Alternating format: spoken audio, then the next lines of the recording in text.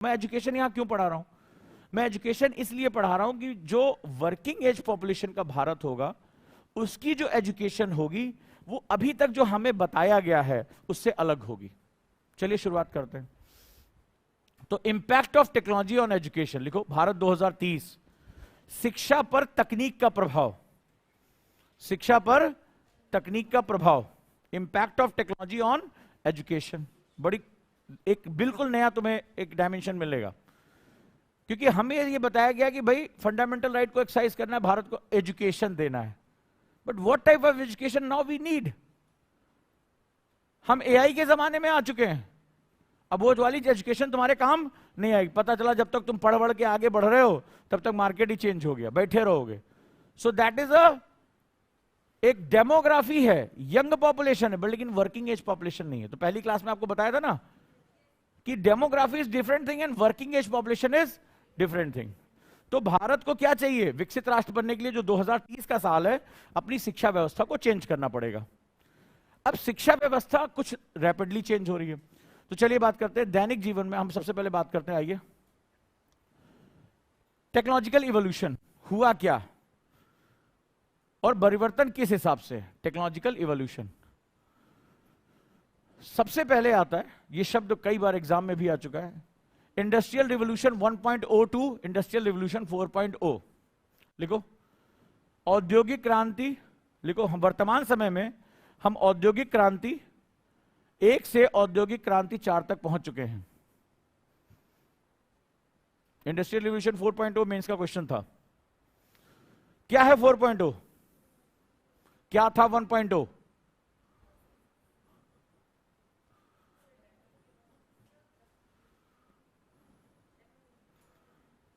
मेरे डिबेट को लिखोगे ना? पॉलिटी बड़ा गंभीर सब्जेक्ट है, उससे पहले मुझे लग रहा है तुम लोगों की इकोनॉमी ठीक करनी पड़ेगी, बड़ा दिक्कत हो जाएगी, क्योंकि जो पॉलिटी है वो ड्राइव होती है इकोनॉमिक्स से। हाँ, 1.0 क्या था? सब पढ़ा है तुम लोगों ने।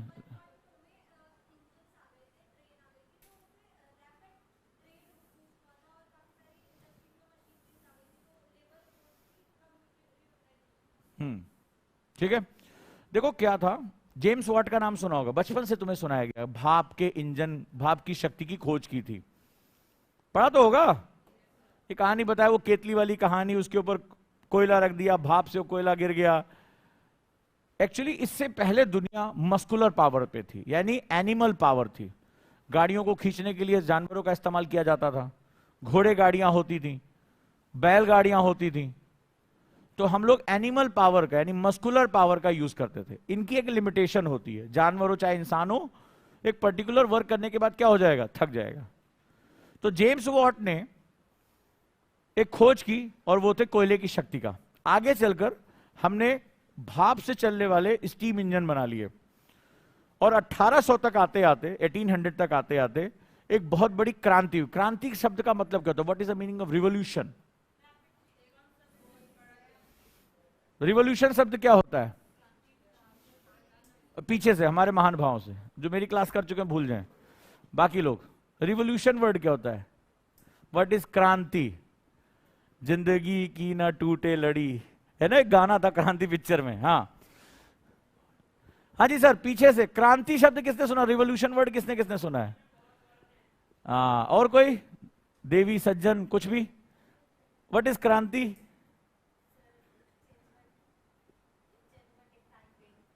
और कोई सज्जन आप बताएं? हाँ, आप ही। हाँ, रैपिड चेंज।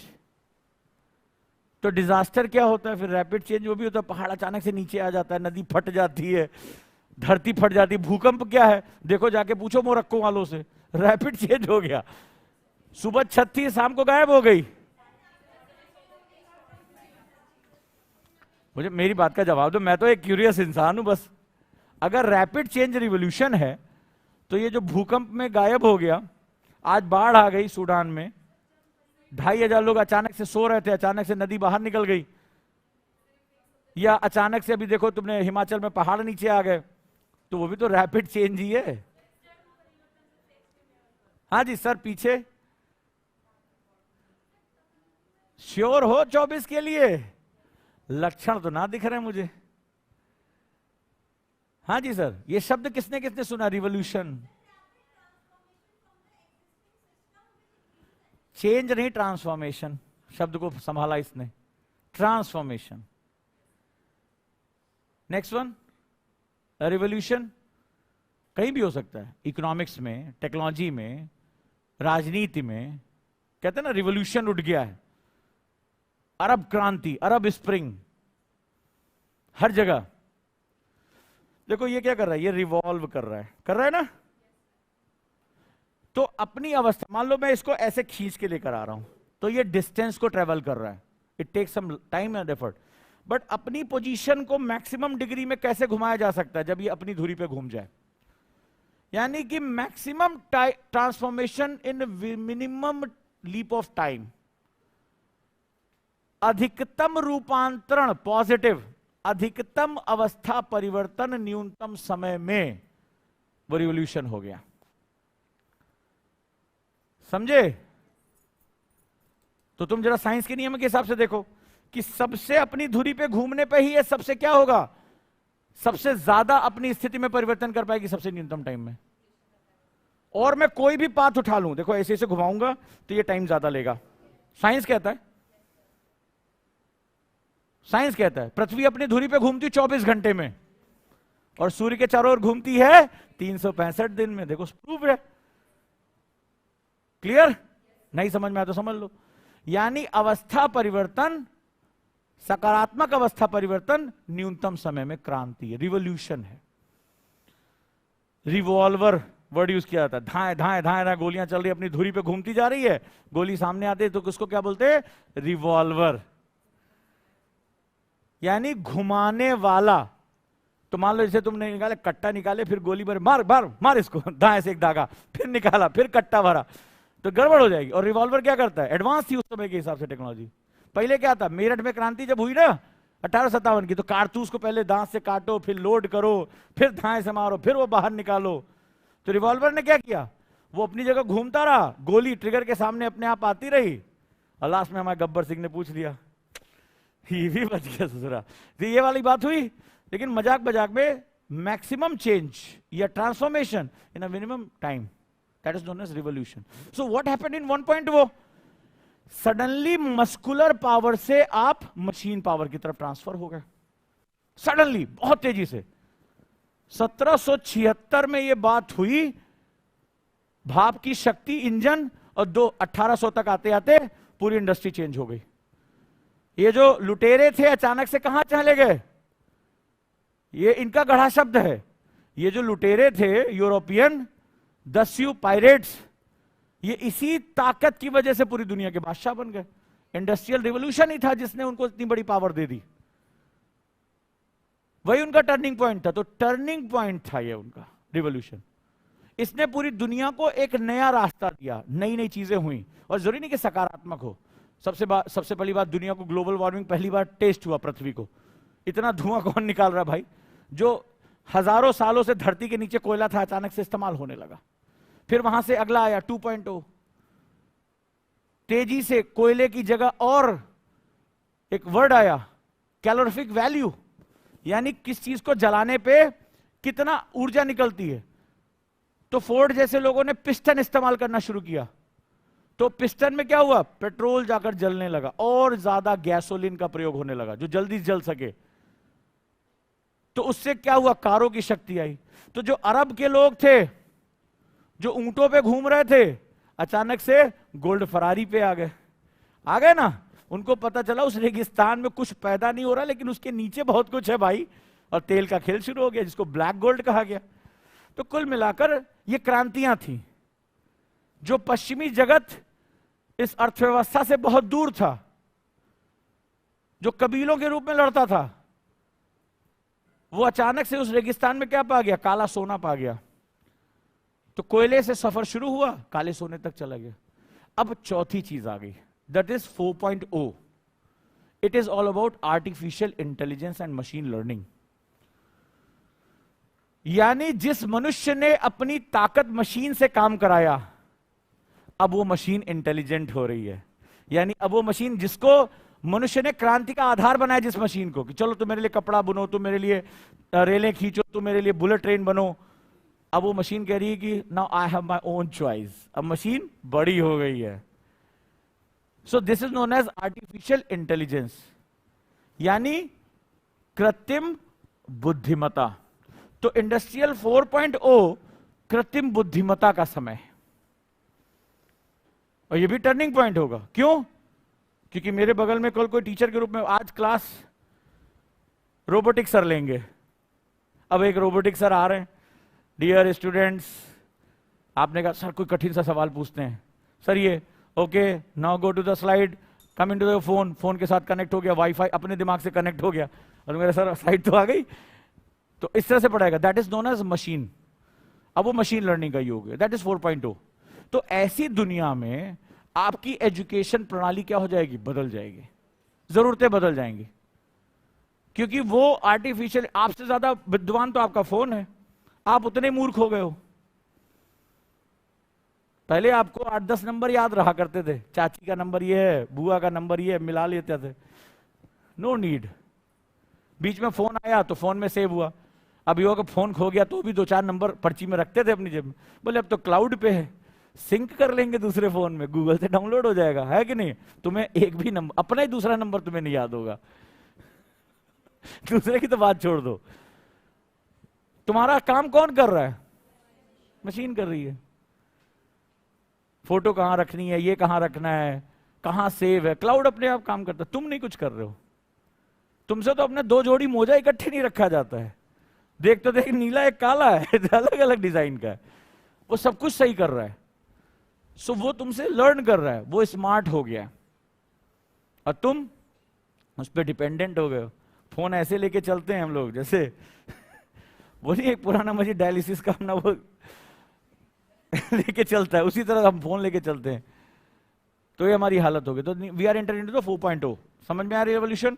यानी दुनिया तुम्हारे हमारे सोच से बहुत जल्दी बदल जाएगी। हम सोच रहे हैं कि रोबोट्स आएंगे, रोबोट्स आ चुके हैं, तुम्हें पता ही नहीं है, अभी इस क्लास में सीखोगे। तो ये हमारे सामने नई चुनौती पैदा कर दी। क्यों? क्योंकि अब जो 4.0 है, अब इस बात को ध्यान से सुनो, now this is the time of survival of humanity.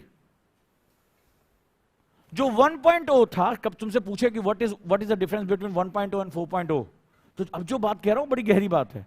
1.0 humanity के प्रॉस्पेरिटी का टाइम था, उत्पादन बढ़ा लिया, मशीनें आ गई, गति बढ़ गई, कहीं आना जाना बढ़ गया, हम स्पीड में चले गए। सो प्रॉस्पेरिटी, हम दुनिया के हर कोने में पहुंच गए कि नहीं पहुंच गए?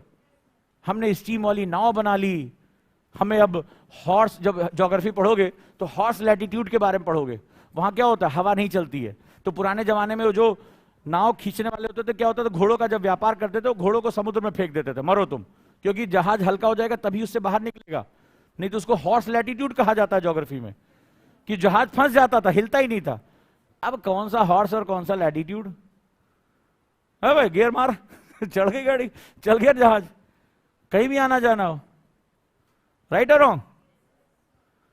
तो वो हमारी प्रॉस्पेरिटी का टाइम था, ये हमारे सर्वाइवल का टाइम आ गया, because everything is now going to learn. ये चैट जीपीटी क्या है? अगर मैं तुमसे पूछूं, एआई, बहुत बढ़िया, शाबाश, what is the difference between Google and chat GPT? तो मान लो इंटरव्यू चल रहा है मैडम, हाँ, गूगल और चैट जीपीटी में क्या अंतर है? चैट जीपीटी बढ़ा लेते हैं, हाँ,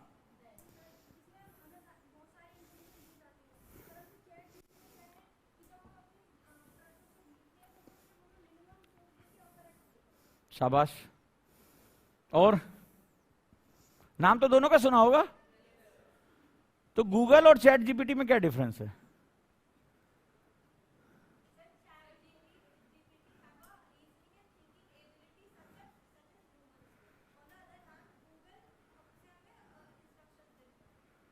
चैट जीपीटी को भी देने पड़ते हैं, इसीलिए प्रॉम्प्ट्स का जन्म हुआ। आज प्रॉम्प्ट मार्केट सबसे बड़ी हॉट मार्केट है दुनिया में।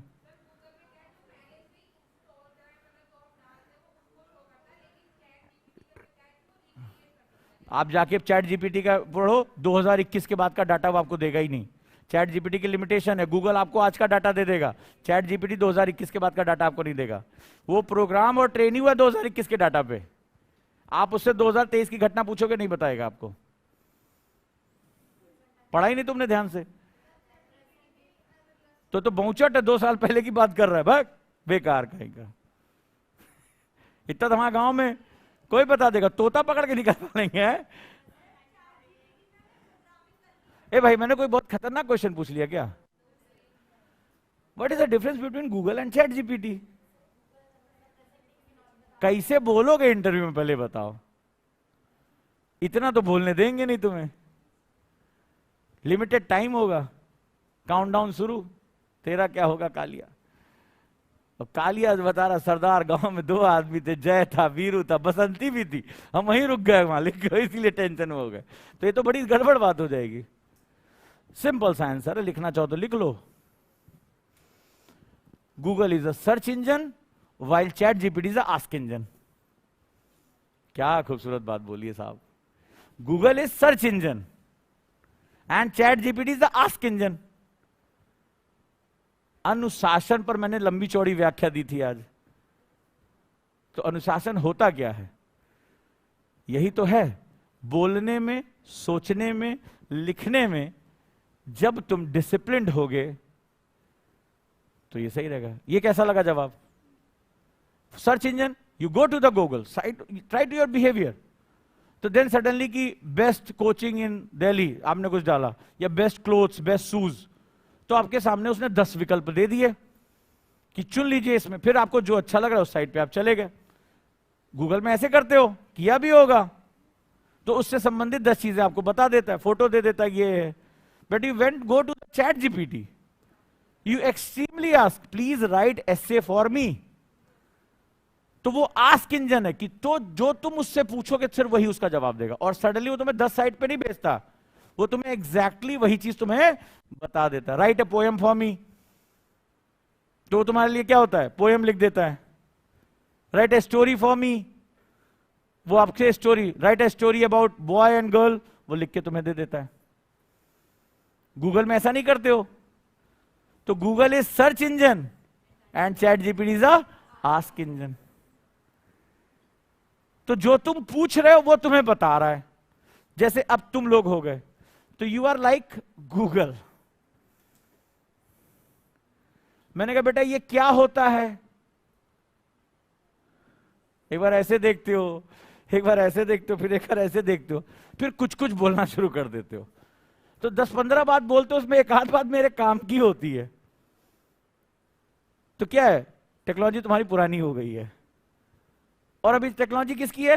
देखो अभी आपने पढ़ा होगा, गूगल को पिछाड़ दिया चैट जीपीटी ने, हाईएस्ट डाउनलोड, सबसे ज्यादा यूजर इसके कम से कम समय में। क्यों हुए यूजर? गूगल की मोनोपोली थी तो गायब हो गई। क्यों? क्योंकि लोग चाहते हैं जब पूछे वही बताए, हमें 10 साइट पे कहां भेज रहे हो, हम जाएं पहले 10 साइट खंगालें फिर हमें काम की चीज मिले। तो यूपीएससी वाले भी तो यही मांग रहे हैं। और क्या कह रहे हैं कि हम जो तुमसे पूछ रहे हो हमें बताओ। तुम यार ये गांव देहात सब टहलाते मुझे लेकर आ रहे हो। तो पहले तुमसे पूछा तुम्हारी शादी किससे हो रही है? बोले वो देखे वो बुआ। इनसे नहीं नहीं नहीं, ये उसी परिवार से है। अच्छा लड़की कौन है या लड़का कौन है? वो देख रहे हो ताई। तो तुम ऐसे घुमा रहे हो हमें। So you are like search engine and you must be in the ask engine. तो अब सवाल ये है, कौन मेरी बात का एक्यूरेट जवाब दे पाएगा?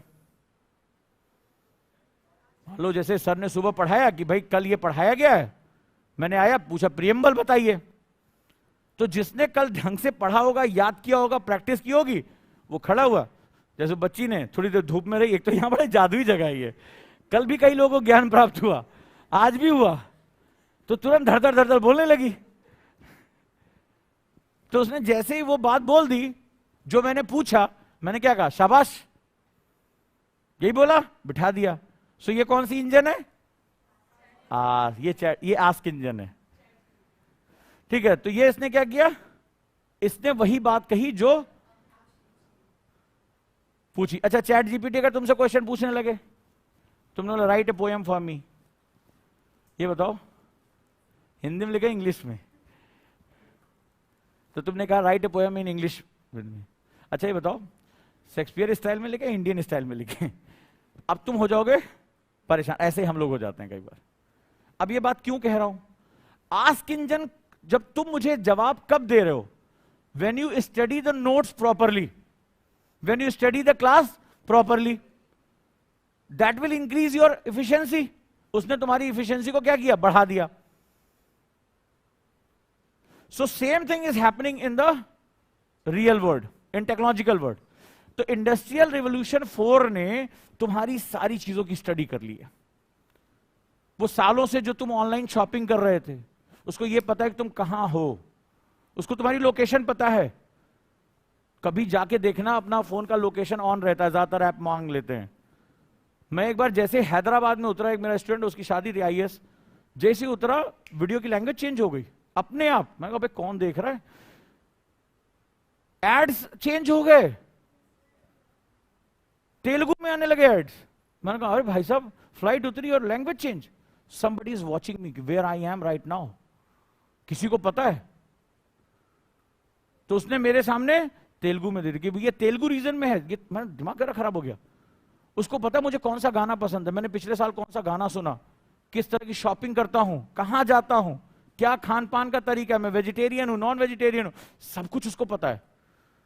सब कुछ पता है, किस तरह का म्यूजिक सुनता हूं, किस तरह के कपड़े खरीदता हूं, किस तरह की बुक। मैं जनरली किंडल पे होता हूं तो कई बार जो होता है वो आ जाता है। यू ऑल्सो लाइक, कल मेरे को दिखा रहा था, according to your last interest the books are. अरे हमने कहा अरे भाई, तो somebody is watching my behavior ना, कि लास्ट टाइम मैंने ये वाली बुक पढ़ी थी तो उसके हिसाब से उसने पैटर्न निकाल दिया कि तुम ये भी पसंद करते हो, इसका मतलब। तो somebody is watching me, somebody is reading my behavior। तो इसका सीधा सा मतलब है कि मेरा डाटा रीड किया जा रहा है। So in that case, now the industrial revolution 4.1 is all about existence of humanity। अंग्रेजों ने हम पे कैसे शासन किया? प्रूफ किया कि उनकी सभ्यता हमसे अच्छी है, उनका लोकतंत्र हमसे अच्छा है, उनका ज्ञान विज्ञान हमसे अच्छा है, उनकी भाषा हमसे अच्छी है, और ऐसा करते हुए उन्होंने हमें अपना कॉलोनी बना ली।